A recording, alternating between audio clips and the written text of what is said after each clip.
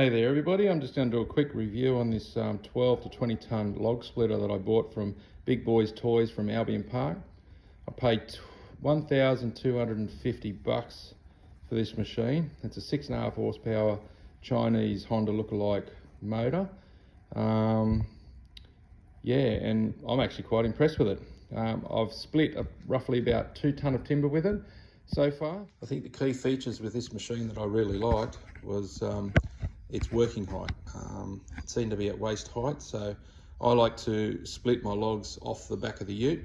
I'll show you a little bit of footage of my young fella splitting some logs and how we've done it. And I had a board set up and basically rolled the logs straight onto the log splitter and split them. And I had a few wheelbarrows about, just putting the split timber in there, which worked really well for us. So I'll just run around the machine. I'll show you what all the different functions of the machine is which I like to. We've got this handle here which you can adjust. You can adjust the splitter so you can have it actually operating at 45 degrees or vertical. I like the idea that the handle is up the top here. It's easy to get to. It seems nice and firm. Doesn't seem to be sort of light and flimsy. It's got a return valve, so you just pull the lever back. The splitter will actually return back, and then once it finishes returning, it'll click out, which was very handy. So that's the difference of when you split a log, put the split timber in the barrow, and then you're getting another log and coming in and as it's coming back. So they say, I've read that it was like a 14-second cycle time. I don't believe so. I think we had it down, I'm not sure how many seconds, but we didn't have it 14 seconds because we weren't retracting it all the way back, because the log rounds that I was splitting were roughly about 300. So I didn't have to bring it all the way back, because I think, just off memory on the information, there's roughly about 500 to 600 log you can split with this. Whereas I like to cut my firewood at 300, and I found it very quick and efficient. What I did like about this this particular design is it's got a 10-litre reservoir for the hydraulic fluid, and it recommends to put 10 litres in it, and it'll prime itself and all the rest of it. So that I was quite impressed that it had its own little reservoir on that one. A lot of the other smaller log splitters don't take that amount of oil. So what else can I tell you? Now, the makings of it, it's a Chinese produced log splitter. I think for what it is, for the amount of money I spent on it, I think it's pretty good, to be honest with you. I can pick it to pieces a little bit, but there's not much. But that's just me being finicky and that. But it's just basically the workmanship, and I think you'll find it's all about the amount of machines they pump out of the factory when they manufacture them over in China. And just to give an example, if you have a look here, you can see these plates here. They've just been thrown up, welded in, and not squared off and things like that. And also too, what I have noticed is that plate's bent a little bit. Now, I'm not sure, can't remember from when I unboxed it whether it was like that, or just from the 2 tonne of timber that I've split that it's actually done that itself. So I was just thinking about it. I may have to support it from here to here just to give it a bit more strength there. But other than that, I think everything else as well, like the splitting edge on it, all the workings of it is seems to do its job. And that's all I can really. When I did unbox it and I was putting it together, what I did notice was, and I think it's because it's come out of the factory pretty quick and they're just mass produced, is the ram of the splitter wasn't quite lined up with this, and it was coming in at an angle. And I thought, well, if that's coming in at an angle and that's not pushing square, well, then I can see that the hydraulic ram sort of maybe bending or carrying on. So what I end up doing, it's a very simple fix, is where it's bolted and mounted on here. Actually, let me come around this other side.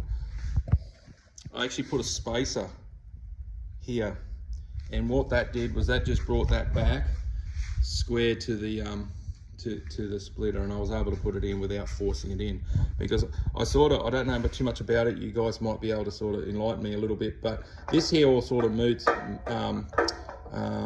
floats and moves about, and I'm assuming that does that just so it's not too perfect, too tight, and it's wearing on here, and I suppose so it doesn't grab or that. I'm not sure whether you're meant to lubricate these things. I like to see things lubricated, but since it's coming out of the box, I've just decided not to lubricate it. I just wanted to see it run and see how it goes. It's scored a little bit there, but I think it's only just from bits of timber or sticks getting underneath it and sliding with it. But it seems to wear okay without having lubrication. But I think being a little bit of movement there, I think it's been okay. So, but other than that, I think it's a pretty sound machine. I just like the fact that this is how it come in the box. I had to put a few little bits and pieces together. Like I had to obviously put these things on, which you'd expect because it's in a nice little tidy box. But yeah, other than that, it's I'm pretty impressed. Right, I'll start it up and show you how it runs, and yeah, see how it is. Switch it on, bit of choke.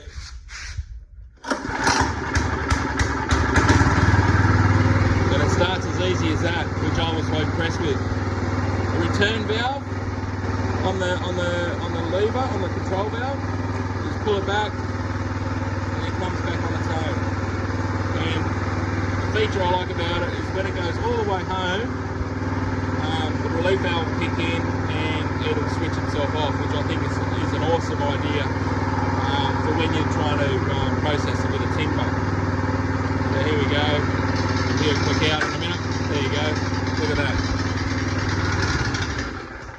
So, other than that, as you may have heard, I didn't have the revs up too high, and there is a few little noises that come from it. It's just because there's a little bit of movement in this thing here. So you basically find the happy medium in the revs, and it won't vibrate. So, like we found that when we were splitting a bit heavier stuff, we had the revs up a little bit higher, and it was vibrating around. But as you can see, it's only like a split pin and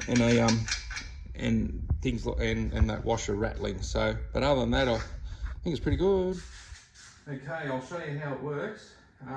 We're changing it from horizontal to 45 as you release the handle here, and you basically just lift it up, and it'll lock in.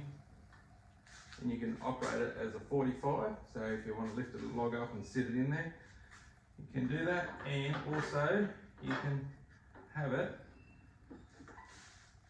so it's horizontal, and basically all you do is just lock it off, and that's it there. So yeah, pretty impressive. I like the fact that you've got 3 adjustments there, and so once you've locked it off, you can it's got a nice handy handle. And you tip the machine over and then transport it about. What I did notice that I could probably do a bit later on is, I'll just show you a bit of a modification that could probably happen, is I could probably put a handle on the front of it. So I'll just show you, I'll just lock that in, and push that in, so now you're right. Now you can lift it, or push it like this, and move it round, which I sort of did too. But I think it'd be handy if there was a little handle here, just something just to grab, and that way you could just lift it up, because it's on rubber feet, so it doesn't vibrate and run away on you when you're running it. But I think that'd be handy too, just a little handle here. Obviously not too big that it's gonna foul any of this when you go and put it vertically. So, but yeah, no, I'm impressed. Everything's functioning, everything works well. Righto, just to sum up the log splitter, to give it a score out of 10, I'm going to give it a 9.5. Now I've taken into consideration it is a Chinese mass-produced item. It doesn't have the Honda motor, it's got the Honda look-alike, so I have taken into consideration of that. Not only that, for $1,250, it's great value for what you're getting. It's a 12 to 20 ton log splitter. Yes, okay, there's a few little movements and things like that, but with the price, I think you're getting good value for money here. It's not an Australian build, it's not the duck's nuts of log splitters. However, it's compact, you can pack it away, put it away, it's easy, you can get it around, it doesn't take up too much room in your shed. As you can tell, I've got a lot of shit in my shed. Yeah, I love every bit of it. So, but I must say, Big Boys Toys from Albion Park, the customer service was outstanding. Thank you very much. I bought off you guys before certain things. My first original log splitter was I think it was a 7-ton log splitter, which has done very well. And it's still being used today, but I've actually converted it into a kindling splitter, which my son does as a business. So, but yeah, other than that, I'm going to give this a 9.5 out of 10. And the reason why I've lost half a point is because I couldn't get it off the back of the head, it was too heavy. But other than that, that's just me whinging. But yeah, it's a compact, solid unit. Can't complain. Thank you very much.